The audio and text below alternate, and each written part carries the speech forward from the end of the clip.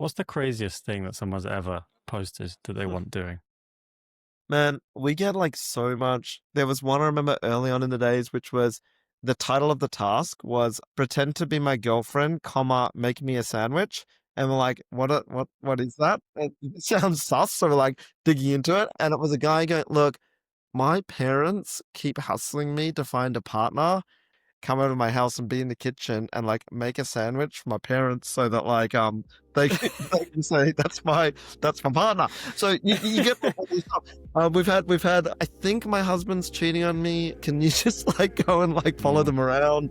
All sorts of like relationship type stuff. You go and talk to the people who post these jobs and they go, no, seriously, I needed that.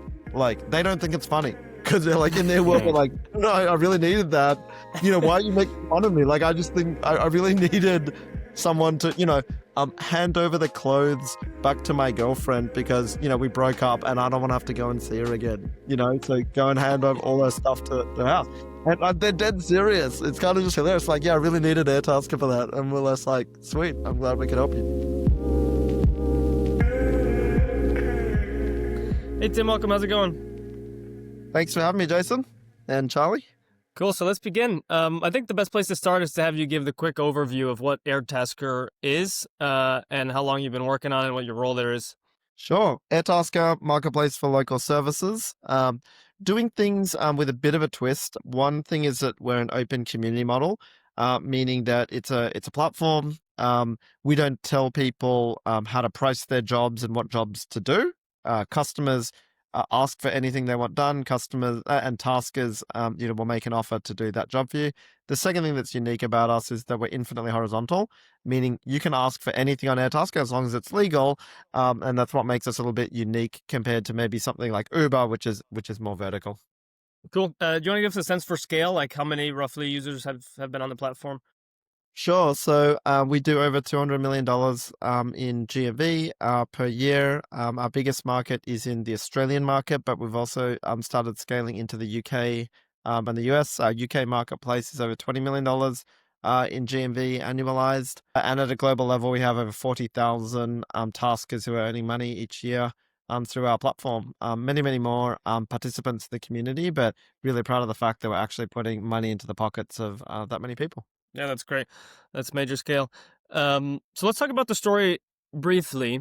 So you are the founder, right? Are you a solo founder? Did you have co-founders? I got a co-founder, Jono.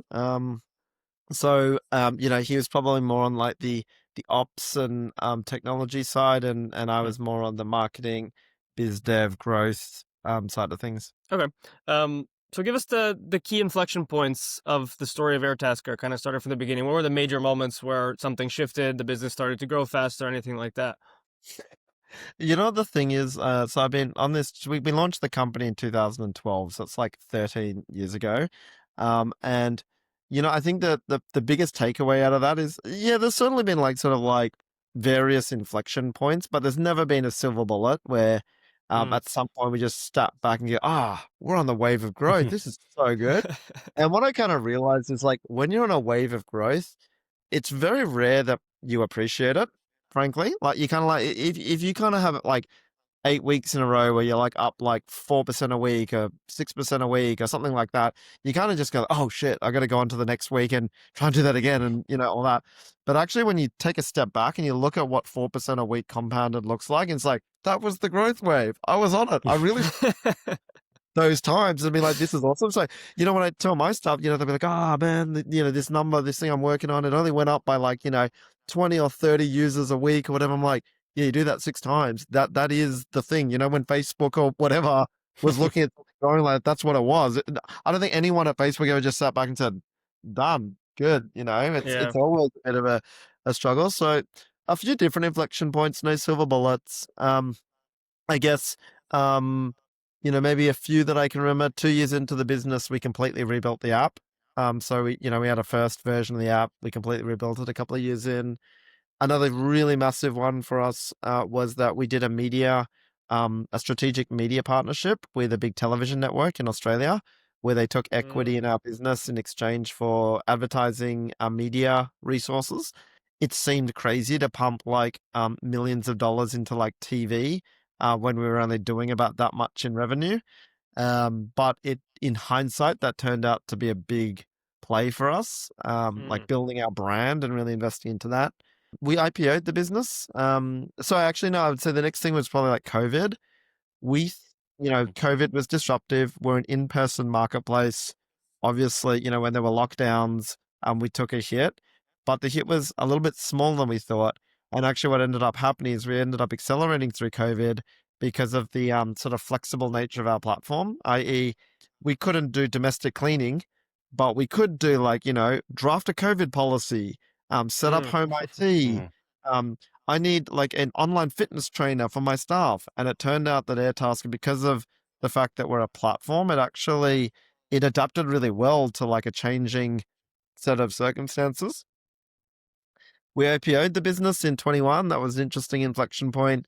The stock went up to like $1 billion market cap overnight, and that was kind of cool for a very short period of time before realizing that actually having a high valuation and all of that kind of thing can actually really change what things the business focuses on, and it can be quite unhealthy in many ways. So over the last few years, we've been sort of dealing with that hangover, becoming a profitable cash generative company, and then building back up from there. So yeah, lots of gray hairs on my head from those different moments. Yeah, that's perfect. During COVID, I mean, I imagine it goes back to what you said about being a horizontal platform, right? It's like as the kind of market changes and certain jobs fall out of demand and other ones come into demand, like you didn't really need to change the platform all that much. Maybe if you had been more focused on specific types of work, like you would have had to kind of send your engineers like feverishly working to support these new types of tasks. But I imagine there weren't really many changes needed to the product, right? It was already there. It was kind of the same platform, just the taskers adapted. Yeah, I mean, it's so interesting because it's like a parallel to starting a company. If you kind of think about what Uber is and like what a lot of these sort of gig economy platforms are, if you kind of looked at their analog in the company world, it would basically be like the ultimate micromanagement. It would be like turn up at the office at 9 o'clock, go and get a coffee at exactly 9:01, check your email at 9:02, answer the first 3 emails with the following response. Like it's very it's micromanaged work. Like they're setting the prices and the output that creates for a customer is very predictable, which is great. You know the Uber driver is going to come. They're being monitored. You know exactly what the price is going to be. And that's all great. But I guess Airtasker is like the extreme other end of that, which is like we're kind of like come into this platform. Customers will ask for something. And you can reply to those customers and you can, respond in any way that you want to respond. And we don't control any of that other than, if it's illegal or it's a scam or something like that. But it's very open marketplace. And what comes with that territory is it's kind of the best of humanity and the worst of humanity. It's the best of humanity in that like during COVID, people are like, well, I've got to be able to make money in this changing environment. So I'm going to work really hard to, satisfy my customers in this changing environment. It can be the worst of humanity too, when, you get, people trying to do a scam or something like that, and we've got to go and squash that. But open marketplace is, the empowerment model creates a lot of potential, some drawbacks too. Yeah, I have a lot of questions about that. I think the first one is, does this idea of having a horizontal kind of platform that can work for, a million different things, is that something that you think could still be started from scratch today and kind of still work, or has over time, like all the emergence of highly specific networks and specific platforms kind of make it more difficult for something that's really broad to win the market because it has potentially like a better competitor in a bunch of specific verticals or like use cases? Yeah, so I think the best analogy here for like the marketplace and platform, thinkers out there, I think the best analogy is probably YouTube, which is like, on YouTube, it's really hard to like segment out just a vertical of that and then go and spend that. Now, there are verticals of that. There are sports, there's ESPN, which is like the sports thing. We're going to do sports better than YouTube could ever do sports, the best sports coverage, etc. And there are these verticals you can take out. But the reason why YouTube continues to be so compelling is because the long tail keeps growing as people's interests and things change. And so, we kind of think about it as like, when television was around, and it was, in the 90s, it was like you could start a sitcom, a rom-com, a sports show, or news. That was the extent of it. And no one would have thought that, like, oh, video of guy, skateboarding over garbage can, is that going to take off? Probably not, right? And it always seemed like silly. But what is powerful about the kid jumping over the trash can with a skateboard is it's the summation of all of these things that you don't that the studio exec who makes those shows back in the 90s, they couldn't have imagined it. Right. And by making a really easy way for people to be able to share a video, you could enable all these videos to get shared. And granted, 99% of those videos are crap. No one watches it, gets 10 views or whatever. But 1% of them is like interesting. And then when 1% gets interesting, people go like, oh, geez, that's a good thing. Like, I never would have thought it like an unboxing video would be so compelling, or like a reaction video would be so compelling. Now I've seen that. And then once done on once, people go like, oh, geez, maybe I should post a video about unboxing something, and it compounds. And it's the same thing I feel like with human skills, which is like, at the beginning of Airtasker, it used to be an interesting task to say, hey, I want someone to assemble my IKEA furniture. That was actually quirky 10 years ago. That was like, oh, that's innovative. What an edge case. Now we all know it because Airtaskers are around and different platforms around which enable that.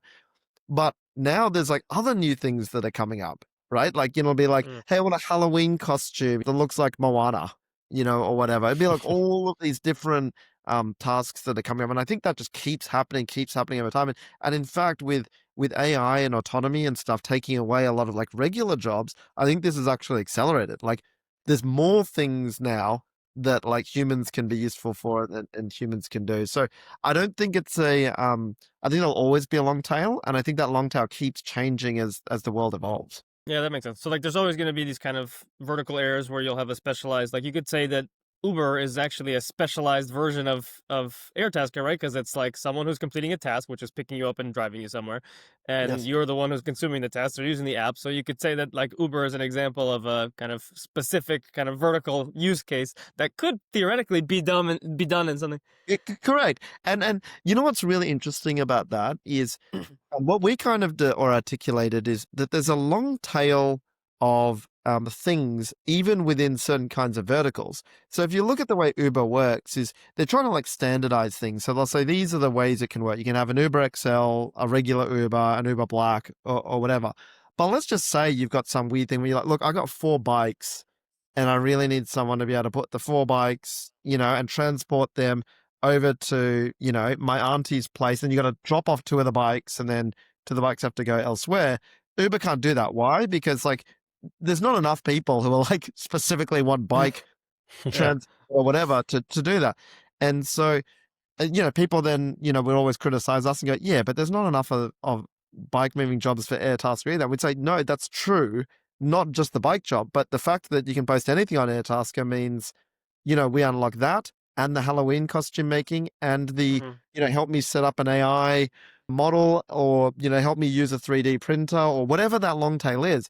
And I think the unintuitive thing about horizontal is that you don't know what you don't know people might want. And that's why YouTube at the beginning, no one was like, no one thought YouTube was that good an idea at the beginning. But it turns out, oh, crap, that long tail is just so big because it's basically the power of human imagination. Now YouTube is just filled with like literally anything you could ever imagine because over 20 years or 30 years or it just keeps accumulating and growing. And I think that is the same thing, which is that like, once people get unlocked to like, oh, so I could get a person to kind of help me with that thing, that's stuck in their head. And then they're constantly thinking about it. And, it's on us to make it easier and less frictionful and simpler and safer and more trustworthy over time. But I think the genuine like trend is our friend in the sense of like, the more people work out how they can get help from other people in their community, the better that is for us. What's the craziest thing that someone's ever posted that they want doing? Man, we get like so much, like to put it into perspective, we get something between 6,000 and 10,000 tasks are posted every day. So I always say to people like, if 0.1% of people's things are crazy, that's a lot of crazy things happening on Airtasker, just based on that scale. But it ranges everything from like really lovely romantic gestures. On Valentine's Day, they'll be like, "Oh, I want you to do a flash mob for my wife," or like my husband really wants to, I don't know, relive his glory days in a Top Gun looking, environments. I want you to like decorate my whole house as Top Gun or whatever, and that kind of like really nice stuff. To some genuinely quirky stuff. Like there was one I remember early on in the days, which was the title of the task was pretend to be my girlfriend, comma, make me a sandwich. And we're like, what is that? It sounds sus. So we're like digging into it, and it was a guy going, look, my parents keep hustling me to find a partner, and I don't have a partner, and I don't want, like, I'm not interested at the moment. So I just need you to like come over to my house and be in the kitchen and like make a sandwich for my parents so that like they can say that's my partner. So you get all this stuff. We've had I think my husband's cheating on me. Can you just like go and like follow them around? We have all sorts of like relationship type stuff. But you know what the funniest thing about Airtasker is? It's like a comedy movie. You go and talk to the people who post these jobs, and they go, "No, seriously, I needed that." Like they don't think it's funny because they're like in their world, they're like, "No, I really needed that." Why are you making fun of me? Like I just think I really needed someone to hand over the clothes back to my girlfriend because we broke up and I don't want to have to go and see her again. So go and hand over all her stuff to the house. And they're dead serious. It's kind of just hilarious. Like, yeah, I really needed Airtasker for that. And we're less like, sweet, I'm glad we could help you. That's so funny. If you try and like imagine, because it could be the same person that like is making the sandwich that is handing the clothes back. In theory, like if you try and imagine that person's week, like they've probably had the most crazy week you could think of. So many people love doing tasks because it's a genuine way to like reconnect with your community. Like, have you noticed, like, if you look at like how all of like most of our jobs are kind of coming, it's more virtual, it's more automated, it's more like use AI to do this, then process this to do that. And frankly, a lot of people love, like, even if they've got money and all that, it's just kind of like, I just want to go and like, I don't know, just mow someone's lawn. Like it's pretty easy. I feel good about it. They feel good about it. And I'm mowing a lawn and it's just old school. Or it's like, I'm just going to fix a fence for someone because I can fix their freaking, it's actually quite interesting because I'm actually really similar. Like it can be quite cathartic, like I would love to like, just fold origami cranes all day. Like if someone goes, "Hey, I need 50 origami cranes," I'll be like, "That's great. You're gonna pay me, $200 for that order? Great." But it's like kind of lost that as humans through all of this technology and stuff. And I'm not against technology. I love all the technology and stuff, but you want a mix of like, using your brain, using your hands, like an old school person, I guess. Some people do. Yeah. And also maybe the community, like just the community vibes. Like my parents grew up in the U.S., but there was a Portuguese immigrant community, so there was always like a guy, like you needed like is your lawn mowed? Like there was a guy you'd call and he'd show up, and whatever you need, like a barber, you need electrician, like whatever. There was always some dude in the community who was there to like do whatever you needed. And I think like as people move to new, like at least in the U.S., I don't know if this applies elsewhere, but like everyone is moving. You leave, move to some new city, you never come back, and like so all the networks kind of get jumbled around, and there's no longer like that solid network of like there's always someone you can call. And maybe Airtasker, if it's focused on like local communities, like hey, that's a way to restore a new network where you can now like always have someone that you can meet and who'll help you deal with your stuff. Yeah, well, I mean, I would say that like in many ways, Airtasker is like the old schoolest, idea and model ever. Like it really just is, how does it evolve, from, a literal community notice board, need help, fixing my fence, put it up on the notice board, someone else comes and, whatever, evolves, through maybe Craigslist and Gumtree, and then Airtasker is just another way to leverage technology to do the same thing that we've done before. And that's why we kind of like it. It's kind of like it's old school. Like it's not even like it's not like some flashy AI tech thing. It's more just like, yeah, we're just like helping people like mow their lawns and clean houses, and I take a lot of satisfaction in that. It's pretty cool. Yeah. So let's talk about the challenges of that, because I think one big tricky point for working on a horizontal marketplace like this is you have to, I mean, someone will probably hold you guys responsible if, bad things are happening via your platform. So like, how do you make sure that illegal activity isn't happening? How do you make sure that the platform's being used effectively? How do you make sure that people aren't like scamming people, like accepting tasks and not doing them or whatever? Like, how do you approach all of those problems? Well, the first thing I wanted to say is actually just talking to my CTO then. It's kind of incredible how little bad stuff happens at the scale that we're at. So, like, we're sort of like 20,000 plus, completed jobs a week. That's like a lot of people like Mm, meeting together and stuff happening. And we would get like quite literally like a handful or something of like, you know, shit, that's pretty bad. We're going to go fix someone's, flooded kitchen or something. mm, That's like a handful of times a year, which if you kind of look Wow. at it, it's something like 0.0. Mm. And why is that? We don't set a false expectation on Airtask. It's like the customer posts their job. You're clearly typing out, this is what I need someone to help me with. Taskers have to say, they've got to type out, I want to do this thing for you and I will charge about this much amount of money for it.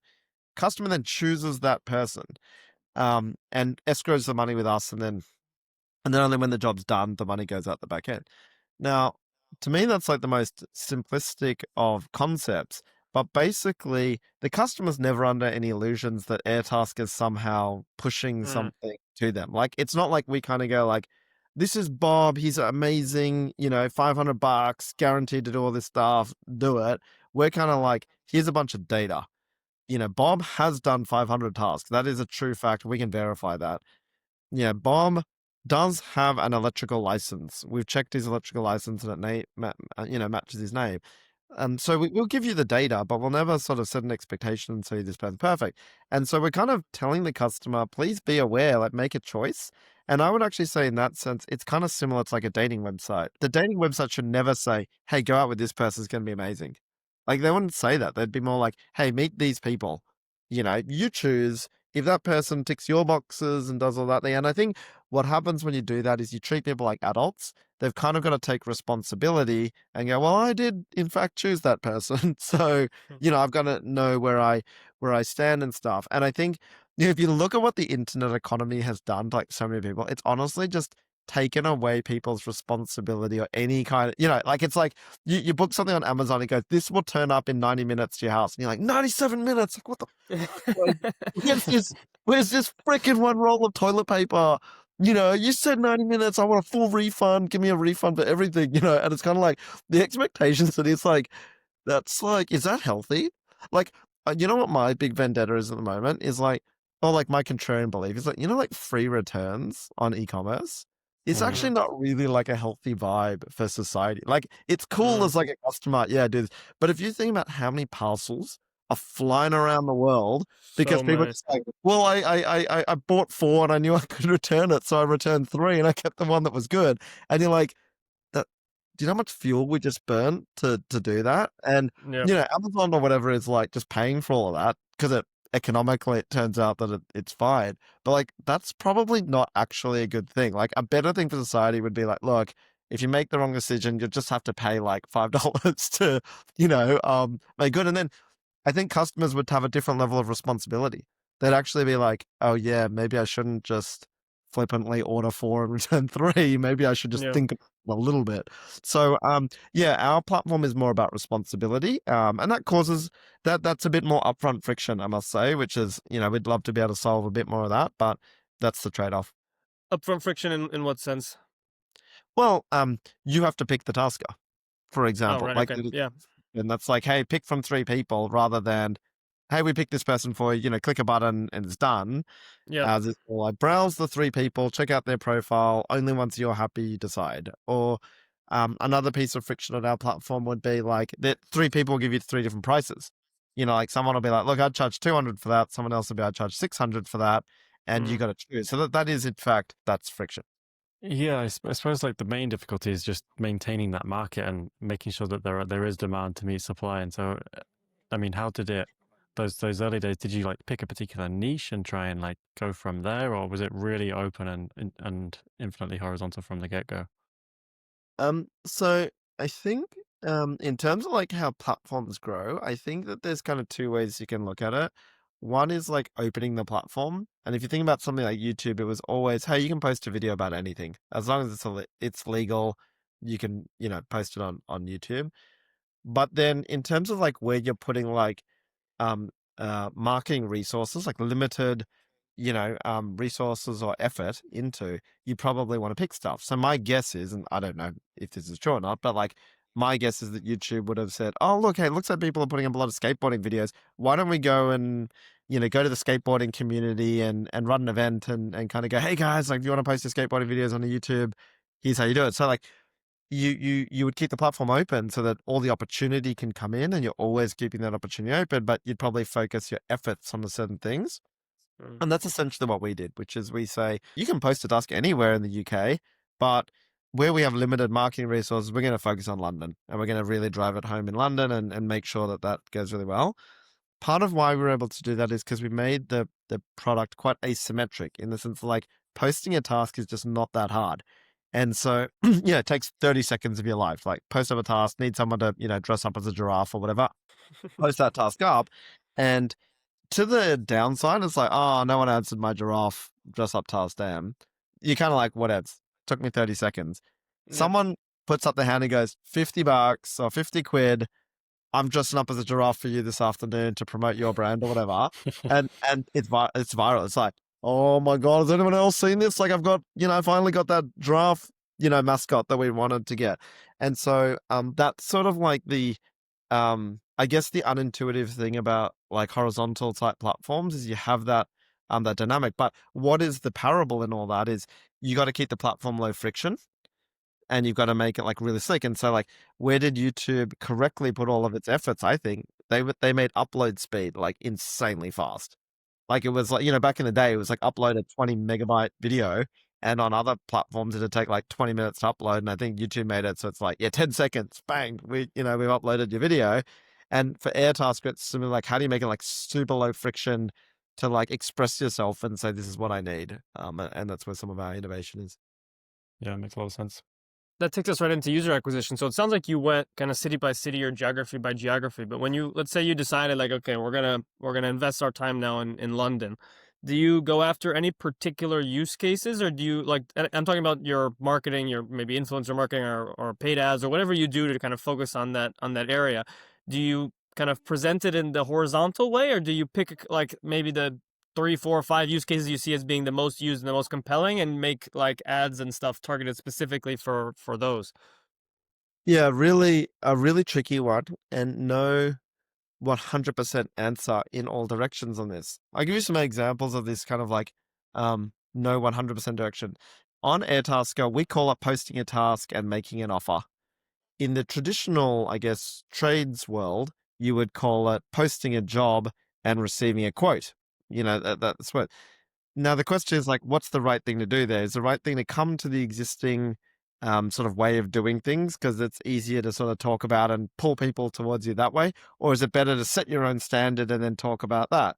That's an example of like, it's not either or, it's like different depending on the circumstance. So if you went to a tradie conference and you're trying to get, tradespeople to like join your app, you probably want to use their language and then, come to us. But if you're putting an ad onto Google or on Meta or whatever, and you're trying to get the general public, then maybe you actually want to use like our branded terminology. So, and then, another thing that's like not either or is long-term stuff versus short-term stuff. SEM, like, Google search, really great for short term, terrible for long term. Like, it's a very transactional thing of like, someone types in, I need a cleaner, we capture you, maybe you book a cleaning task, maybe you don't, but, there's no future value in that other than that one thing. SEO, though, in a startup is kind of like, man, do I have time to go after SEO? Like, I might be dead before this SEO starts to do it. So again, I think that the probably the hardest thing about starting like a really open horizontal marketplace is that there's just so many choices you can do. And so what you should do is kind of difficult to work out. Like, it's not just like this one lever and then just drive down that lever. It's like everything's an opportunity. And so you're getting propositioned with like, oh, you could market in this way, you could do growth in that way. And you're like, geez, prioritizing that is pretty tricky.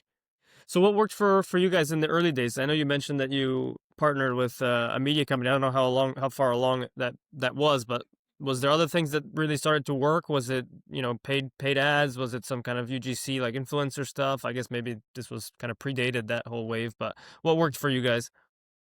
Well, I think one thing that was pretty unintuitive was search. The reason why it's unintuitive is because the cost of it was so crazy high Mm. that the economics made absolutely no sense at the beginning. So I think we were paying something like $30 to get someone to post a task, after all that, the Google ads. And then it'd be like, but only like 1 in 10 of those tasks would actually get completed. So that's like $300 to actually get someone to complete a task. And I think back in the day that task was worth like $100 and we were making $15 of that. So then you're kind of like, okay, so if I spend $300, maybe I make $15 and then I net off all my costs and stuff and I made like $11. And you just like that. It's just it's eye watering, Yeah. especially when you're a startup, you've raised, your $500,000 or whatever, and you're trying to like put it to best use to show some runs on the board. Um, and one of the things that we learned during that process is if you look at like a network effect business, as opposed like, so if you look at like a SaaS business that doesn't have like much network effects, like someone's just paying for a SaaS product, you basically have an LTV, which is like static. Like we know that these customers worth, £1,000 to us over a years of subscription or whatever. And then you're basically trying to get your CAC to be less than that £1,000. And if it is, go for it. And if it's not, you're an idiot if you buy it because, if you buy that customer because you just lost money on them. The problem with a network effect business is that the network is the product. So in the first sort of like few years, you can't actually think of customer acquisition as like a profitable exercise on like an individual basis. Like when we were buying that customer for $300 who gave us $11 of gross margin back, it wasn't that we were like, oh, that's a good marketing trade. Like, we're not idiots. It's more that, like, if we could somehow work out how to get to like 10,000 tasks being posted and 10,000 tasks doing it, then it wouldn't cost us $300 anymore. It might cost us, in Australia, cost us like $10. And the revenue that we make isn't sort of $11 anymore. It's like $50 because you're so Mm. valuable to your customers now. And suddenly that equation changed. So what we learned is CAC starts high, goes down as the network effect builds. LTV starts super low and builds over time. And it's actually only at that inflection point where those two things cross that you would sort of define that you actually have a network. You have a valuable network effect. And I would say like one of the biggest moats in our business is that like no one wants to lose that money up front or how do you find the capital to be able to Mm. invest that hard at the beginning? And so now that we've sort of proven it, that we can do it a few times, I think we've got the credibility to be able to say, yes, looks crazy. I'm going to spend $300 to acquire this customer for 11, but I know if I do that exactly this many times, I come out of it at the end and it's a profitable business. I think there's a common thinking around building a network effects type business is that you need to find kind of a very small network that you can like get fully kind of working, so everyone's getting value out of that small network, and then over time you can kind of grow that to bigger and bigger kind of networks. Did you think about it in that way, and did you start like in a particular city and focus really hard on getting like people in that city to be using Airtasker, and only after you like figured that out and you saw that there was active like tasks were being posted, jobs were getting completed, the network was working, everyone was happy, and only from there expand? Or did you start right away kind of trying to be everywhere at once? We let the marketplace be open everywhere, and then we really focused on on London and really just really focused in on So that was the get first city, London? in the UK. Yeah, in Australia, we started with Sydney, Okay. and then and really just focused on Sydney, and the same thing happened. I think what we have found that is incidentally really interesting about our business model is what I was mentioning before about the fact that it's quite asymmetric. To give Airtasker a go takes no effort, but the upside, if it really works, is sort of like amazing. And Mm. and if it doesn't work, it's actually like basically no cost to you. And so what we noticed is that all around Australia, all of these communities just started popping up because when you had enough of those asymmetric things happening with enough people seeing upside, it grew by itself. And so we actually never launched most of the we never launched most of the cities in Australia. We just sort of launched Sydney, launched Melbourne, and then the rest of it sort of took over. And similarly in the UK, we've really invested a lot into to London and into Birmingham and then into Manchester. But now we're seeing just like Leeds and Liverpool are just like, oh, great. Like that, people must have heard from someone, in Manchester, and they're probably just gone, oh, see if this works at home, and it's self-propagating. The other thing is that we've got a really interesting two-sided dynamic whereby although it's a two-sided marketplace, the deal that we give to our taskers is so unbelievably good that we really predominantly just focus on one side of the marketplace. What do I mean by that is if you look at, say, how Check and Trade works or My Builder or Rated People or any of these kind of platforms, they're generally kind of like, hey, worker, you pay me to subscribe as a member or something to the platform or pay an advertising fee, and then I'll give you the opportunity to get some jobs. And if you get some jobs, that's good. But if you don't, you pay me anyway. And that's asymmetric, right? That's basically like, someone might be out of pocket. Many people are probably out of pocket because they give it a crack and it doesn't work for them. Airtasker's deal is, hey, all the jobs are here. You can see them all. You can have a crack at them. You can try as much as you want, as little as you want, all for free. Now, if literally this person pays you £200, then we're going to charge you about 20%.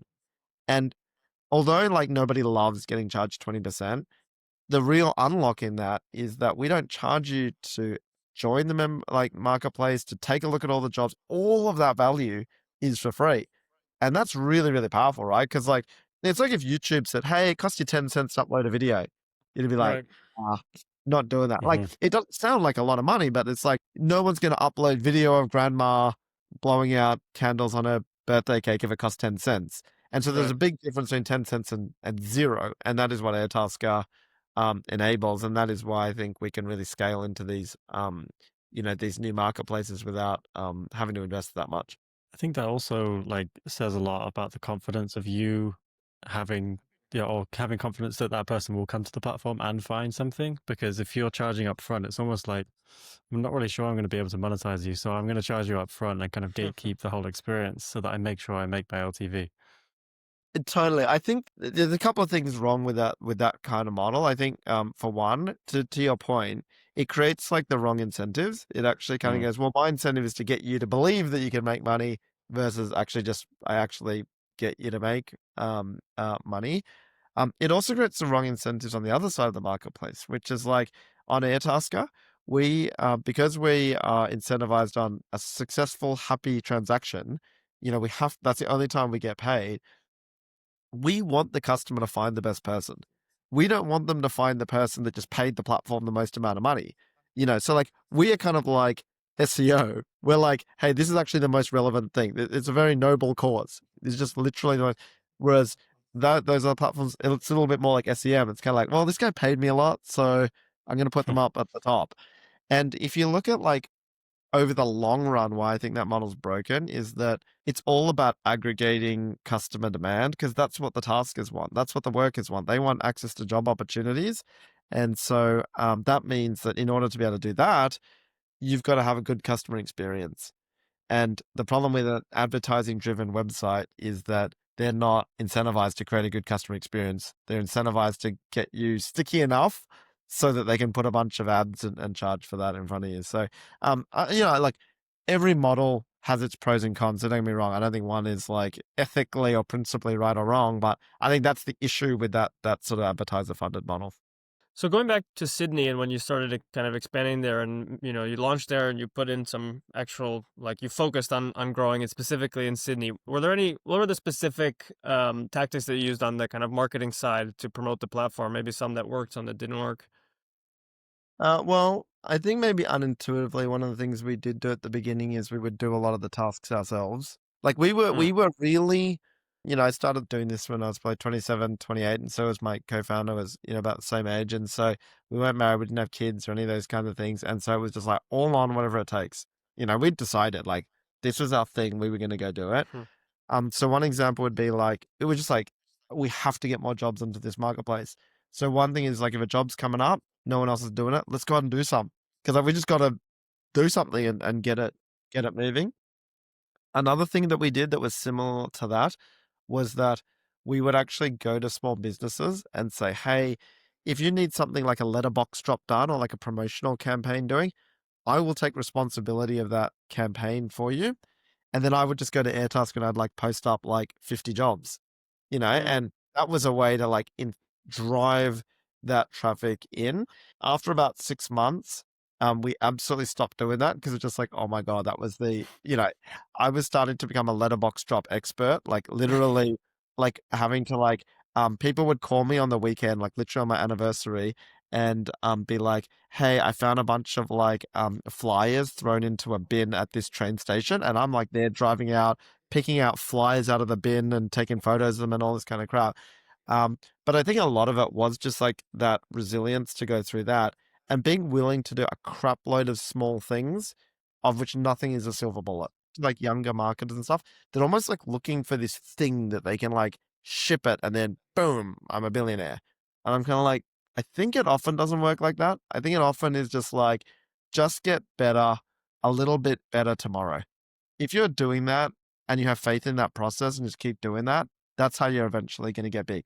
Don't get me wrong, there are viral products where that can happen, and that's a different kind of strategy, I guess. Try 100 things and see which one sticks and we go. But um, certainly the way we started Airtasker was more just with resilience and grinding and just do one step forward at a time. And then, you wake up after 7 years and maybe you built something, moderately that's working.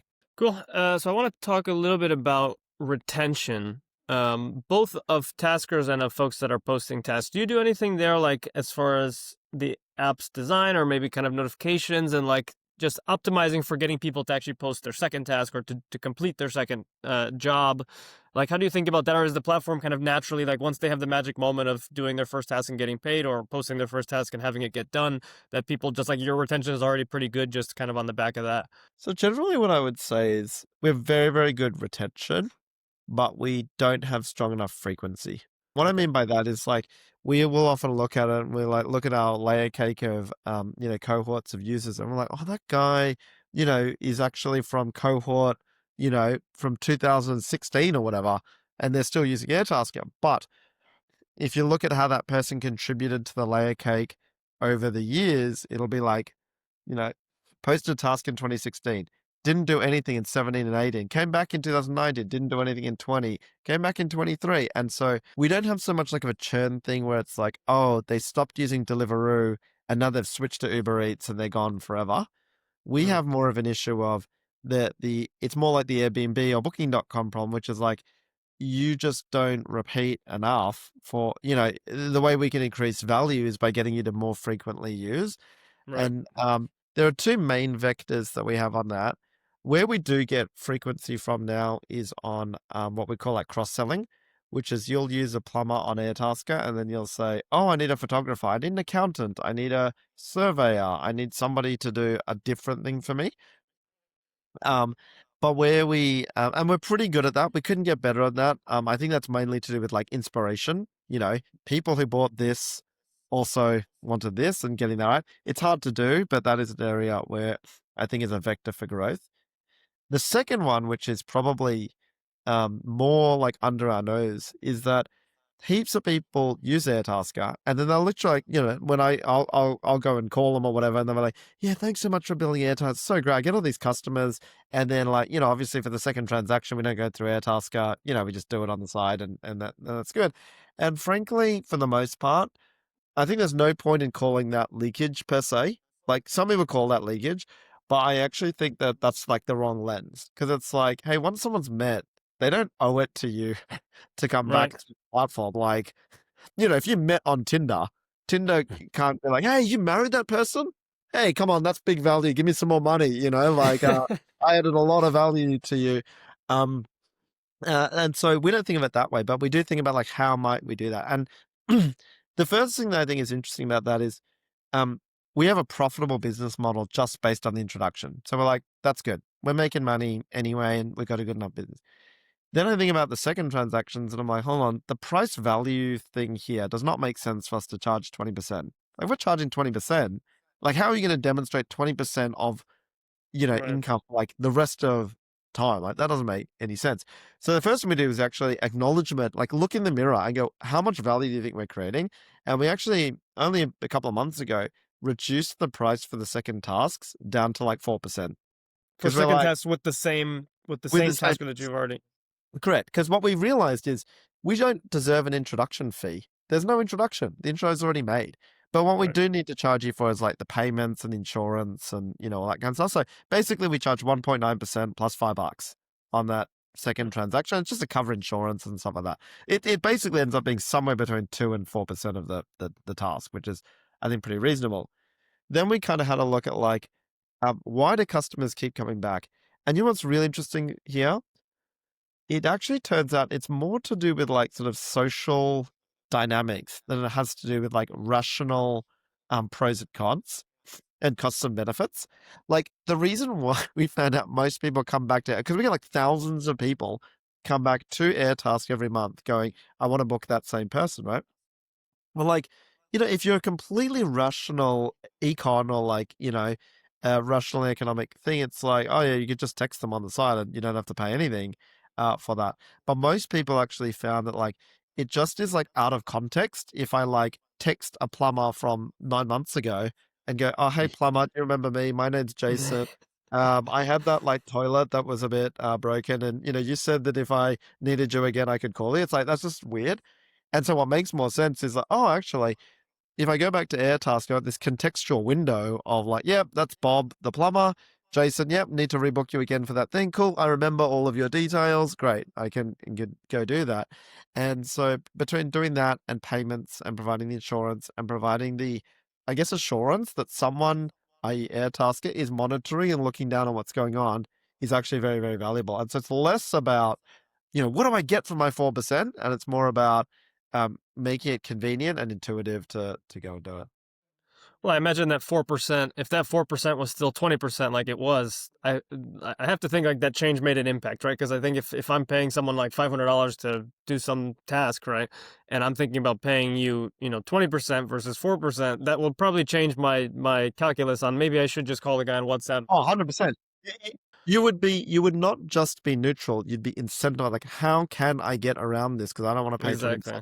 And I Yeah. think one of the big issues is there was like a boom of these kinds of platforms between probably like 2012 and 2018 or something. We sort of grew up in that boom as well. And I think the issue was that the economics for most of those platforms, whether it was like Homejoy or Handy or like Uber 4X type models, was they needed to charge 20% ongoing to make the economics work. Like the business did not work because the cost of acquisition would be like $500 or something. And then it'd be like, we need to get $50 out of this transaction at least 11 times just to be breaking even. And so I don't think anyone sort of sat back and said, yeah, but is everyone going to pay 20% Right. a lot of times? That this doesn't make any sense. And so I think it's why it kind of broke, because it would be like, okay, maybe you could make it intuitive enough that it's like, I'll do it once, I'll do it twice. But eventually someone's like, hold on, like I'm paying Handy or whatever, $50 every time. Right. Now, pretty strong incentive. And then also the trust between you and that person grows.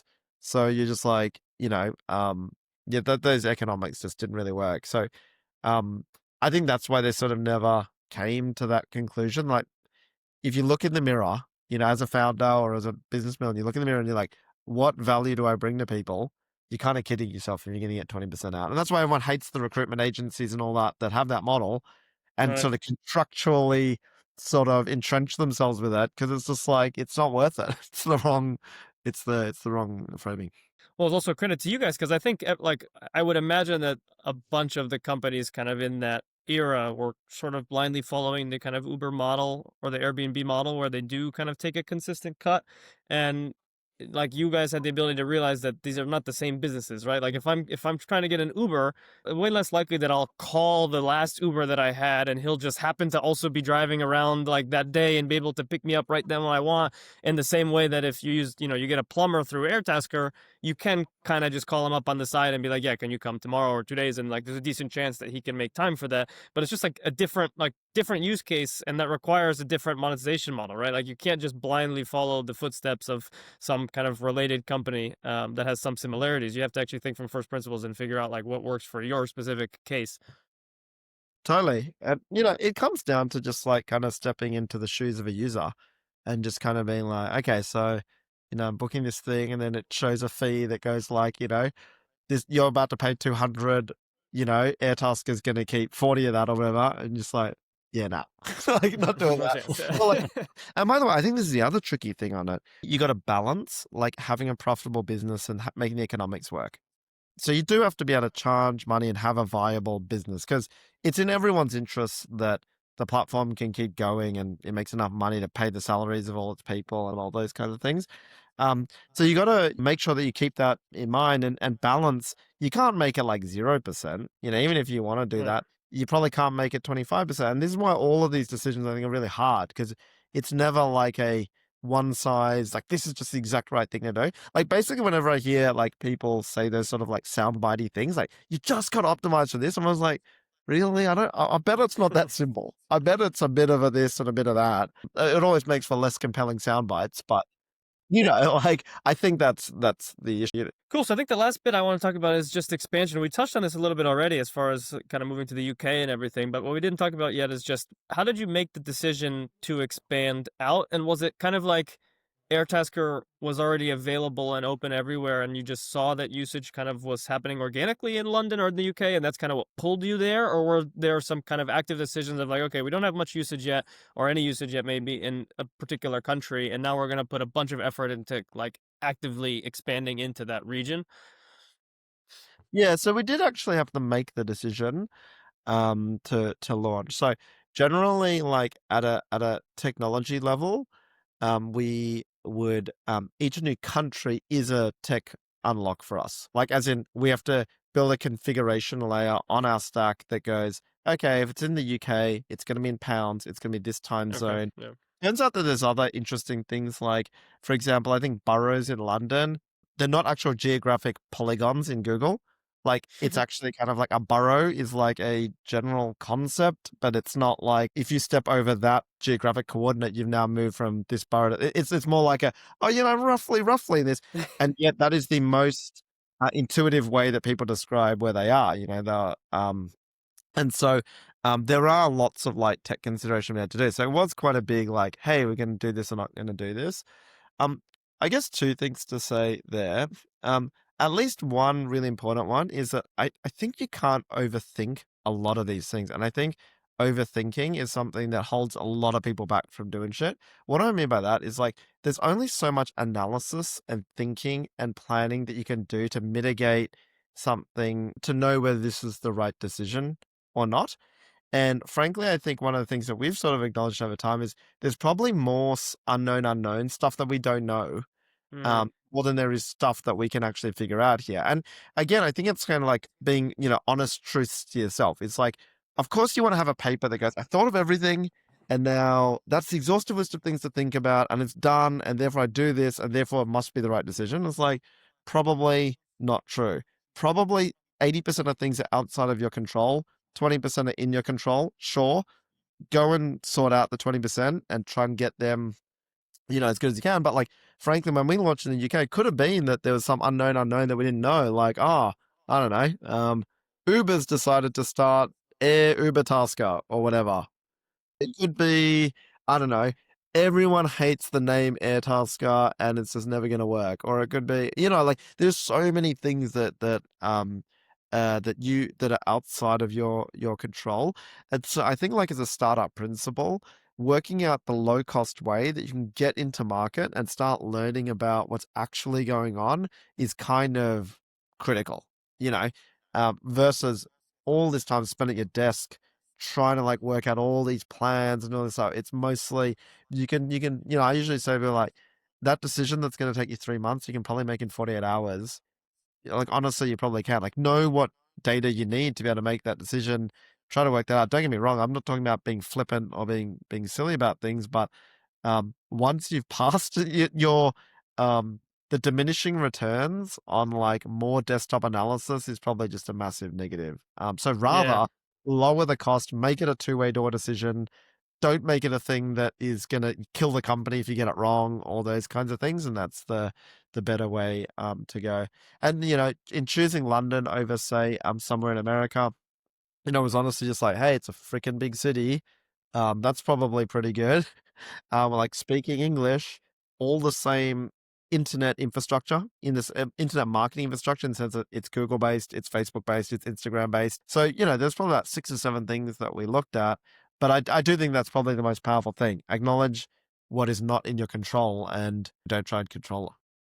And I think the big one there that you said is structure in a way that it's a two-way door and that you can experiment without a major risk to the business. I think that's probably the key, right? Because basically what you're saying is like you will learn the most by actually trying it in some way versus like spending a ton of time looking at the stats and the numbers and trying to come up with the decision with no like on-field experience basically. And I think that setting yourself up to run that experiment properly without a major risk is maybe the key. Is that about right? Yeah, like I think it's like I used to play ice hockey when I was a kid, and the number one thing our coach would always say is just take the shot. Mm. Like shoot the puck. Like, because if you don't shoot the puck and you think about it and all that, you're definitely not scoring. And if you shoot the puck, you're going to find something out. Shoot it, might go in, might not. Maybe the goalie block it, but then you're learning something. You're like, oh, this guy, he moves to the left better than he moves to the right, or he's always using his stick to knock the puck away versus his skate. So we're like, you're learning as you go. And so it's like the best thing I think, my advice for like pretty much anyone who's like starting a business, like maximize shots on goal. Just keep trying because you're learning, you're maximizing the learning.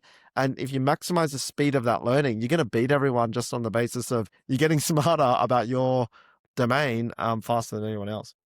I'm curious, you mentioned a few things that could have been different between Australia and London, but have there been any like significant differences that you've had to kind of overcome, or are we like a more difficult user to acquire? Or You know what's so interesting across Australia, the US, and the UK?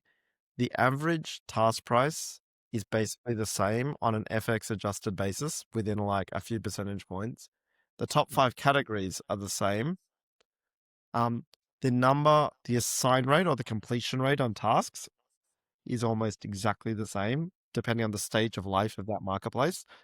The number of offers per task, like how many offers go up against tasks, averages about the same. And I think, the reason for that on Airtasker is we're a platform, we're kind of abstracted. So like, I'm sure there are subtle differences at the like service level.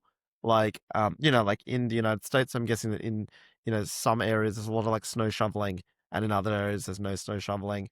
And maybe the way that people introduce themselves is different. Like, we have seen that like some of the American taskers, they're really good at presenting themselves. They'll be like, I'm an ex-military veteran with 17 years of experience doing this thing. I'm going to be awesome. Whereas maybe in the UK, it's a little bit more like, look, I'm a handyman and I can, I haven't pulled a few things I can see together, that. but, I'm not the worst handyman you've ever met, So there are things at that level. But, over tens of thousands of tasks a week, I think humans have a lot in common. And I think one of the most like really heartwarming things that I've found to be true is that most people, if you let them do what they want to do, like you give them the open platform model and you say, go out and do what you want to do, vast, vast, vast majority of people just do the right thing. Everyone just wants to help. They want to make a bit of money. They want to set fair prices. They want to do a good job. Like people aren't out there trying to screw each other and all that. Of course, you get the 0.001% that are that. But I think it's a really great thing about humanity because most people ask us the question like, how do you make sure people don't kill each other on Airtask? I'm like, no one kills each other on like a task platform that's like fully transparent and open. Like it turns out it's good. Pretty much every human is like a pretty good person and doesn't want to do that. And our model just says, hey, we are ultimately able to hold you accountable because everyone on our platform is ID verified and all that kind of stuff. So we can but we're not going to micromanage what you do every minute of your day. We're not going to be like, hey, you work harder and faster. You stop being so picky. We're not doing those things. We're just saying like, hey, everyone will see everything. Go for your lives, guys. And I think it's a pretty good, I feel good about humanity from that sense. Awesome. I think that just about wraps up. Is there anything else that you wanted to talk about today that we didn't ask you? No, I just think, you know, probably like the biggest thematic that's in my mind is, you know, people, the fact that like this AI and autonomy is sort of coming in our direction. Mm.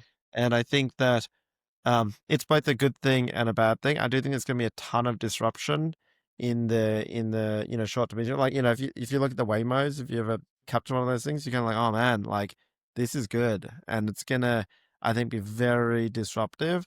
But I think that one thing that is cool, and I think Airtasker really believes in and manifests, is that humans are always going to be useful for that next frontier of things that are good to do. So we're always going to be looking back and sort of automating and AIing the crap out of things we used to do, but we're always going to want to go on to more and more things in the future. So I think that's also a good good sign for humanity, and hopefully we can be a part of that. Airtasker maybe has a particularly good position on all of that because, like you mentioned, it shines on the long tail. And I imagine the long tail will also be the like hardest thing to be kind of automated away or whatever because it's kind of highly specific. It's like people, you know, the tasks that are being posted are much more, they have very specific circumstances that are not perhaps so easily kind of automated. I think actually Airtasker's literally going to be the last thing that ever gets automated. Like once Airtasker becomes like humanoid robots only or whatever, that's sort of the end of jobs in general. Like it's quite literally like the irony of like, yeah, we can automate a complex assessment of some legal case, you know, blah, blah, blah. Like we can automate that, but you are not automating fix my fence. Right. My toilet is clogged. Please fix. Turns out that is going to be the final frontier. Yeah, that means you'll outlive Uber. Awesome. Thanks. That was a great conversation.